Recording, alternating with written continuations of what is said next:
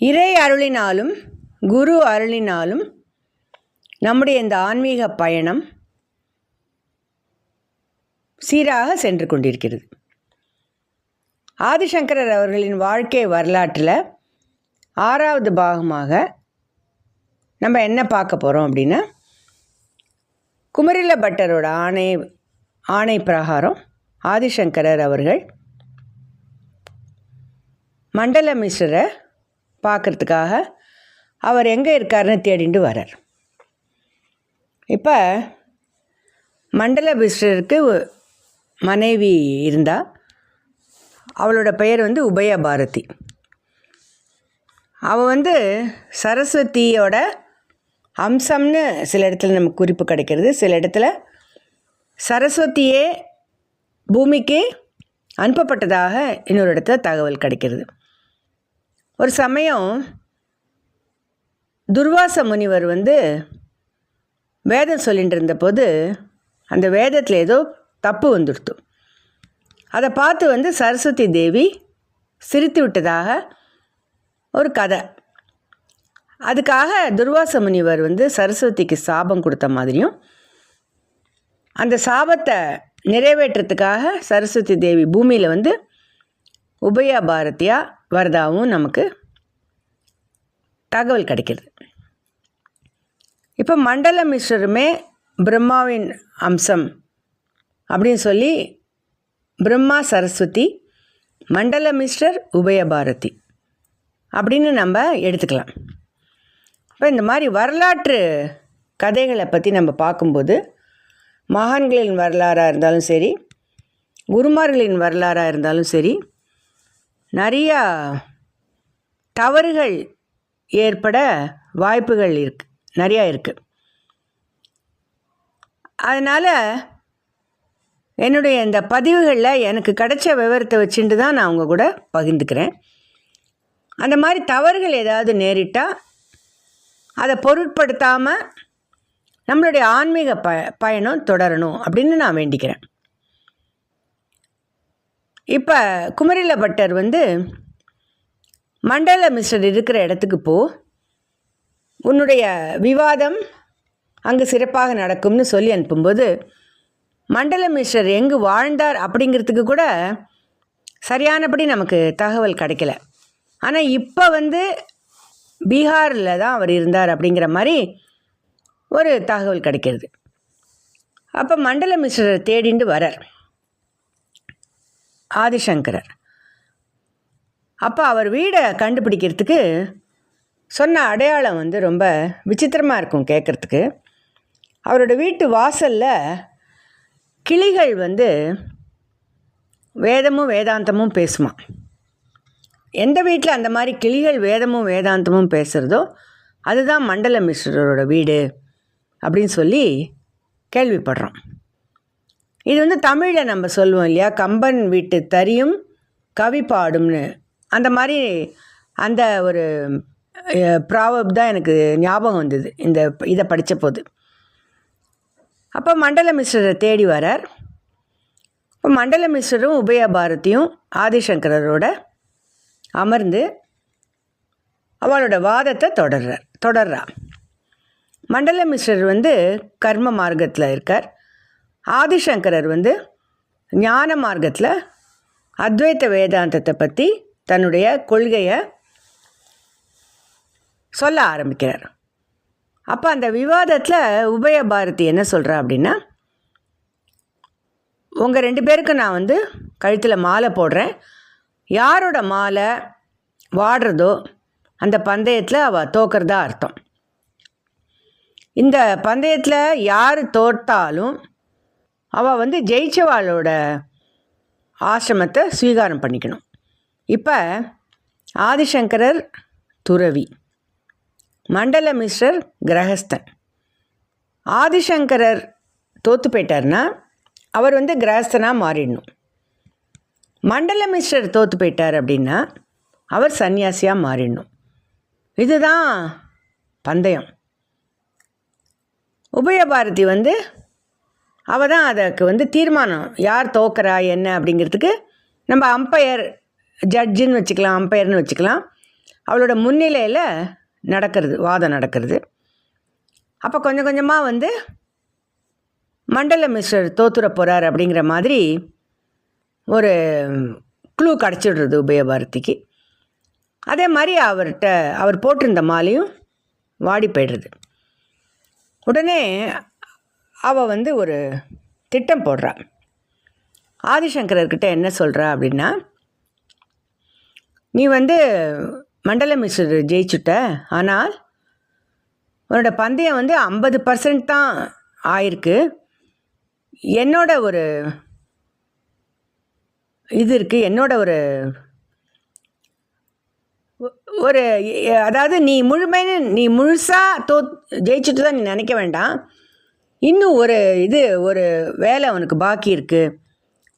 ஒரு விஷயத்த நீ வந்து ப்ரூவ் பண்ணணும். அதாவது ஒரு விஷயத்துக்குள்ளே உனக்கு ஐடியா இல்லை, அதனால் அதை நீ தெரிஞ்சுட்டு வந்தால் தான் நீ வந்து இந்த பந்தயத்தில் முழுசாக ஜெயிச்சுதா அர்த்தம் அப்படின்னு சொல்கிறான். அது என்ன அப்படின்னு ஆதிசங்கரர் கேட்குறார். உனக்கு வந்து கிரகஸ்தாசிரமம் அப்படின்னா என்னன்னு தெரியாது. திருமண பந்தம் அப்படிங்கிறது, அதாவது நம்ம சோஷியலாக பேசும்போது திருமண பந்தம்னு சொல்கிறோம். ஆக்சுவலாக சாஸ்திர பிரகாரம் அந்த மாதிரி வார்த்தைகள் நம்ம வந்து யூஸ் பண்ணக்கூடாது. கிரகஸ்தாசிரமத்தை நீ ஸ்வீகாரம் பண்ணல, அதனால் உனக்கு வந்து இந்த போட்டியில் ஜெயிச்சதா நாங்கள் ஒத்துக்க மாட்டோம், நீ ஜெயிச்சதா நாங்கள் ஒத்துக்க மாட்டோம், உனக்கு அந்த முழு அருகத்தை இல்லை அப்படிங்கிற மாதிரி உபயபாரதி சொன்ன உடனே ஆதிசங்கரர் வந்து அதை அதை அதை நிறைவேற்றுகிறேன் அப்படின்னு சொல்லிட்டு ஒரு இறந்த உடலுக்குள் அவர் வந்து பரகாய பிரவேசம் பண்ணுறார். இதில் கூட நமக்கு குறிப்பு வேறுபாடுகள் வருது. சில இடத்துல வந்து காசியில் இருந்த ராஜா அப்படின்னு சொல்கிறா, சில இடத்துல காஷ்மீரில் அந்த ராஜா இருந்தான் அப்படின்னு சொல்கிறா. எது எப்படியோ ஒரு ராஜாவின் உடம்பு அவருக்கு கிடைக்கிறது. இறந்த ராஜாவின் உடலுக்குள் ஆதிசங்கரர் புகுந்து திருமண வாழ்க்கை கிரகஸ்தாசிரமத்தை ஸ்வீகரிக்கிறார். அவருடைய உடலை அவருடைய சிஷ்யர்களோட பாதுகாப்பில் வச்சுட்டு இந்த சம்பவம் நடக்கிறது. அப்போ அந்த ராஜாவோட மனைவிகள் வந்து ராஜாவோட நடத்தை, பிஹேவியர் அதெல்லாம் வந்து வேறு மாதிரி இருக்குது அப்படின்னு வந்து அதை நோட்டீஸ் பண்ணுறா. அதோடு இல்லாமல் இந்த மந்திரிமார்கள்லாம் வந்து இந்த ராஜா அவரை விட்டு ஒரு நல்ல ஒரு சாத்விகமான ஒருத்தரோட நடத்தை எப்படி இருக்கும், அதனால் ஏற்கனவே இந்த ராஜா வந்து ரொம்ப முரடாக இருந்தான் அப்படின்னு கேள்விப்படுறோம். இப்போ இந்த ஆதிசங்கரரோட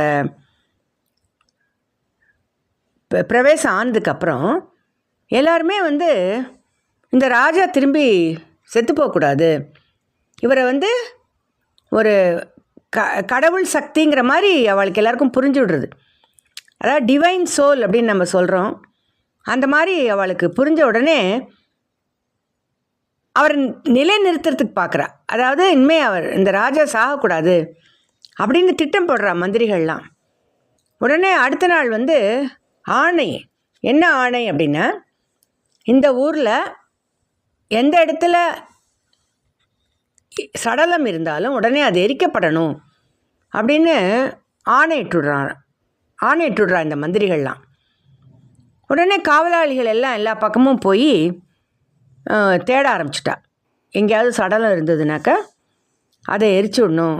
ஏன்னா இந்த ராஜா உடம்பில் இருக்கிற அந்த ஆதிசங்கரோட இருப்பு அது போகக்கூடாது. எப்போவுமே ராஜா வந்து இந்த மாதிரி ஒரு நல்ல சொரூபம் நல்லவனாக வாழ்ந்துட்டு நாட்டை நடத்தின்னு இருக்கான். அது வந்து அதுக்கு ஒரு தடங்கல் வரக்கூடாது அப்படின்னு மந்திரிகள்லாம் பிளான் பண்ணி காவலாளிகளை அமைச்சு காவலாளிகள்லாம் தேட ஆரம்பித்து சடலங்களை பார்க்கும்போது இந்த சடலத்தை கண்டுபிடிச்சிடுறா. ஆதிசங்கரோட சடலத்தை கண்டுபிடிச்சிடுறா. அவர் வீட்டுக்குள்ளே போயிட்டு சிஷ்யர்களை போயிட்டு இந்த மாதிரி எங்களுக்கு இந்த மாதிரி ஆணை கொடுத்துருக்கா, அதனால் அந்த சடலத்தை நாங்கள் வந்து எரிக்க போகிறோம் அப்படின்னு சொன்ன உடனே அந்த சிஷ்யர்கள்லாம் என்ன சொல்கிறா, இல்லை இல்லை யோகி இல்லையா இவர் நீங்கள் தேடின்னு வந்திருக்கிற சடலம் வந்து சாதாரண உடல் இல்லை, அது யோகி சரீரம். அதனால் அவர் வந்து ஷவாசன் நம்ம சொல்லுவோமே, அந்த மாதிரி ஒரு யோக முத்திரையில் யோக நித்ரையில் இருக்கார். ஒரு 1/2 மணி நேரம் 1 மணி நேரம் கொடுங்கோ, கொஞ்சம் மணி நேரத்தில் அவர் கொஞ்சம் நாழிகை கழித்து எழுந்துருவார் அப்படின்னு அந்த சிஷ்யர்களுக்கெல்லாம் தெரிஞ்சுடுத்து. அவரோட குருவோட உடல் வந்து எரிக்கப்பட போகிறது அப்படி சொல்லிட்டு அவளுக்கெல்லாம் கவலை வந்துடுத்து. உடனே இங்கேயும் வந்து நமக்கு 2 விதமான விஷயங்கள் நமக்கு தென்படுறது. என்ன அப்படின்னா, சில குறிப்புகள் என்ன சொல்கிறா அப்படின்னா, சிஷ்யர்கள் நேராக போய் ஆதிசங்கரரை கூட்டின்னு வரான்னு சொல்கிறா. சில பேர் வந்து இங்கேருந்து ப்ரே பண்ண போதே ஆதிசங்கரர் புரிஞ்சுடுறது, இந்த மாதிரி நம்மளோட உடல் வந்து தகனம் பண்ண போகிறா, உடலை தகனம் பண்ண போகிறா அப்படின்னு தெரிஞ்சு விடுறது அப்படின்னு சொல்கிறா. அந்த மாதிரி குறிப்புகள் எப்படியோ இருக்கட்டும், ஆனால் ஆதிசங்கரர் வந்துடுறார். வந்து தன்னோட உடலை வந்து எரித்து முழுக்க சாம்பலாகிறதுக்குள்ளே அவர் அந்த உடலுக்குள்ளே புகுந்துடுறார். இந்த காவலாளிகள்லாம் யோகாசனம் பண்ணுறார் சுவாமின்னு சொல்லி கொஞ்ச நாள் வெயிட் பண்ணுறா. ஆனால் இந்த சடலம் வந்து எதுவும் எழுந்துக்கிற மாதிரி இல்லை. உடனே அந்த இடத்துலையே வந்து நெருப்பு வச்சுடுறா. அப்போ அவரோட கால் பாகம் வந்து எரிஞ்சுடுறது. அந்த டயத்தில் வந்து ஆதிசங்கரர் தன்னோட உடலுக்குள்ளே புகுறார். அப்போ வந்து லக்ஷ்மி நரசிம்ம ஸ்தோத்திரம் அப்படின்னு சொல்லி ஒரு ஸ்தோத்திரத்தில் அவர் வந்து பண்ணுறதாக நம்ம கேள்விப்படுறோம். அப்போ அந்த உடல் பழையபடி அவர் வந்து இவர் நரசிம்மனை வேண்டின்றதாகவும், நரசிம்மரோட அருள்னால் அவரோட திருப்பி அவரோட சரீரம் உயிர் பெற்று எழுந்து பழையபடி நிறையா இன்னும் செய்ய வேண்டிய காரியங்கள் நிறையா இருக்குது, அதெல்லாம் அவர் பண்ணணும் இல்லையா. நிறையா இடத்துக்கு கோவில்களுக்கெல்லாம் போய் யந்திர பிரதிஷ்டைகள் பண்ணணும். அந்த மாதிரி நிறையா ஏற்கனவே நான் சொன்ன மாதிரி நிறையா ஆன்மீக பணிகள் நிறையா பண்ணுறதுக்கு தான் அவர் அவதாரம் எடுத்திருக்கார். அந்த இதை அவர் மேற்கொள்கிறார். அப்போ அந்த மாதிரி வந்து லக்ஷ்மி நரசிம்ம ஸ்தோத்திரத்தை சொல்லிவிட்டு அவர் வந்து உயிர் பெற்று எழுந்துடுறார். இதுக்கு நடுவில் உபயபாரதி வந்து சரஸ்வதியின் அவதாரம்னு சொன்னோம் இல்லையா. அதே மாதிரி மண்டல மிஸ்ரர் வந்து பிரம்மாவின் அம்சம் அவதாரம் அப்படின்னு நம்ம சொன்னோம். இப்போ அவர் வந்து மண்டல மிஸ்ரரோட பேர் வந்து அவர் தோற்றதுனால அவரோட பேர் வந்து சுரேஸ்வராச்சாரியார் அப்படின்னு அவரோட பேர் மாறிடுறது. அப்போ ஆதிசங்கரர் என்ன சொல்கிறார், உபயபாரதி கிட்ட, நீ வந்து உன்னுடைய அருள்னால் ஒரு இடத்துல நம்ம வந்து இங்கே கோவில் நிர்மாணிக்கணும், அதனால் நீ அருள் பாலிக்கணும்னு கேட்டுன்றதுனால ஸ்ருங்கேரி அப்படிங்கிற ஊர் வந்து நியமனம் ஆச்சு. ஆதிசங்கரர் இவர்களோட வரும்போது ஒரு இடத்துல ஒரு பாம்பு வந்து ஒரு தவளைக்கு வந்து கொடை பிடிக்கிறது. நம்ம வந்து எப்போதுமே பாம்பு வந்து தவளையை பார்த்தா சாப்பிட்டதாக தான் கேள்விப்பட்டிருக்கோம். ஆனால் இந்த இடத்துல, இந்த ஸ்ருங்கேரிங்கிற இடத்துல அந்த மாதிரி ஒரு காட்சி வந்து எல்லோரும் பார்க்குறா. அப்போ ஒரு இந்த மாதிரி அறியத்தக்க ஒரு அரிதான விஷயம் அது. அப்பேற்பட்ட ஊர் அந்த ஸ்ருங்கேரிங்கிறது.